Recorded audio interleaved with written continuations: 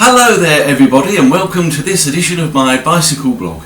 Well, time is really going on and we're soon going to be at our exciting coast to coast cycle ride, which starts on the 7th of July. So, depending on when you're watching this, just over a week away.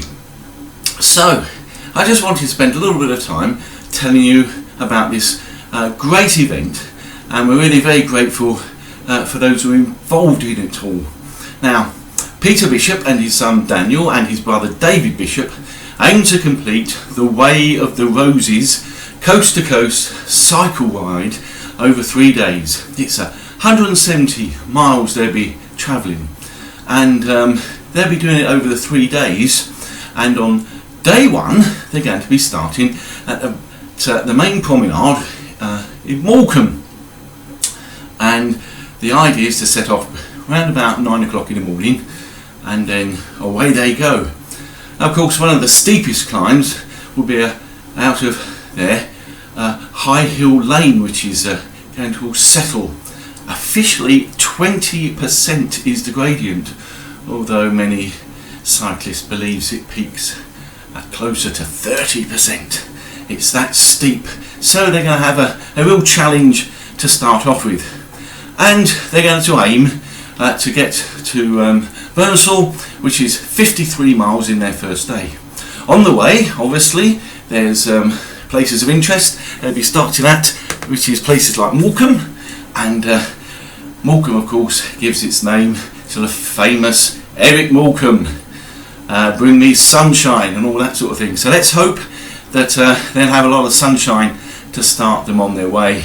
Of course, they'll be passing places like Lancaster Castle on their way, Aqueduct, and of course there's the Three Peaks, because the ride is going to pass through the Forest of Bowland and Luna Valley with views of the impressive Ingleborough, one of the famous Three Peaks, which is 723 metres high. That is really quite tall, isn't it? Then on to Settle. The climb out of Settle is, as I said, the steepest on the whole route, as I've already said. This is going to be a tough day for them. The reward, however, is going to be a marvellous view of the limestone landscape which opens up before them, where the ancient geology of the Yorkshire Dales is revealed. So really quite something to look forward to, especially if it's nice and sunny. Well, that climb is followed by a superb descent down into Ayrton, and continues through the Dales villages. Day one will finish on a flourish as they climb over to Wharfdale to reach Burnsall, and they aim to have a few refreshment stops on the way and a lunch in Clapham. Well, I didn't know they were going to stop off at London, down where I used to come from. No, different Clapham. And of course their stop overnight in Burnsall. So day two will be from Burnsall up to Linton on the Ouse, which is 46 miles. We'll start with a majestic climb out of Wharfdale, and exhilarating lofty views right from the start they'll be enjoying. Then through chocolate box villages of places like Appletreewick and Pateley Bridge, and there's a stiff climb out of Appletreewick by all accounts, and out of the Wharfdale near Greenock. That's where the climb's going to be. Well, they're going to go on past Burnham Rocks, marvellous place. If you've never been to Burnham Rocks, do go and visit it. It's a beautiful site, and you can see lots of views from there. And then they go past there onto Fountains Abbey, one of the most ancient abbeys in this land, a very beautiful place to visit as well. And then they'll go into the great cathedral city of Ripon, where they're going to stop for lunch. Well, after lunch, it's on to a little bit more of a gentle territory through the Vale of York and on to Boroughbridge, and finally landing at Linton on Ouse for the overnight stop.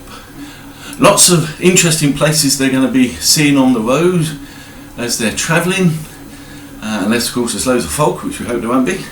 Views of Simon's Seat and Troller's Gill, Stamp Cross, Cavins, Coldstones Cut and Toft Great Lime Kill, of course Memworth Hill Communications Monitoring Station.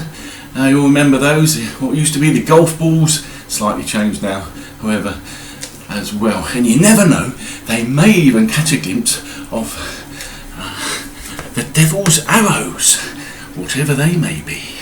So, exciting things to be seen whilst they're cycling along on day 2.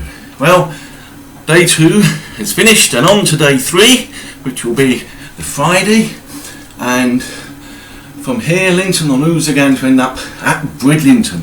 Now this is the longest part of the route, so we certainly need to be thinking of them then. 73 miles, and away they go, starting at Linton on Ouse before passing through the city of York, and of course so much in York that you can stop off and see the impressive Minster, the Shambles, and things like the Jorvik Centre with a great history of this part of Yorkshire. Well, it's going to go through slightly gentler terrain because the mileage is a bit longer, so that's going to be a little bit helpful hopefully as they travel through the Vale of York and the beautiful Yorkshire Wolds. On to Stamford Bridge. Pocklington is a place where they're going to stop off for lunch on the last day. Beautiful little village. And then next, cycling to Driffield, Harpham and on to Burton Agnes before the final destination at Bridlington. And they're hoping to end the route at the large sign on the North Beach Promenade next to the ramp that leads down into the North Sea. And of course when you get there you have beautiful views across the North Sea stretching up to Flamborough Head. And the aim is to get there for between 4:30 and 5 o'clock. And I do know that I welcome anyone to welcome them at that time, because that will be a marvellous achievement to have got there. Of course on this final run there'll be all sorts of interesting places for them to see as well as they go and finish off. So I hope that you will follow them on the day, because I know there'll be other reports and blogs starting on the 7th of July. If you feel you'd like to support them, you can find details on our Huddersfield Methodist website page, and please do try and sponsor them, because all the money will go to our Change Begins with a Bicycle project. And I do know that the three bishops will appreciate and have appreciated the support that they've got so far, but if they know that we're there cycling with them in spirit, as it were, that will help them, especially in those tough times. So that's going to be a marvellous thing to be watching and to be reporting upon. Well, I hope that gives you a little bit of a flavour of what's happening soon.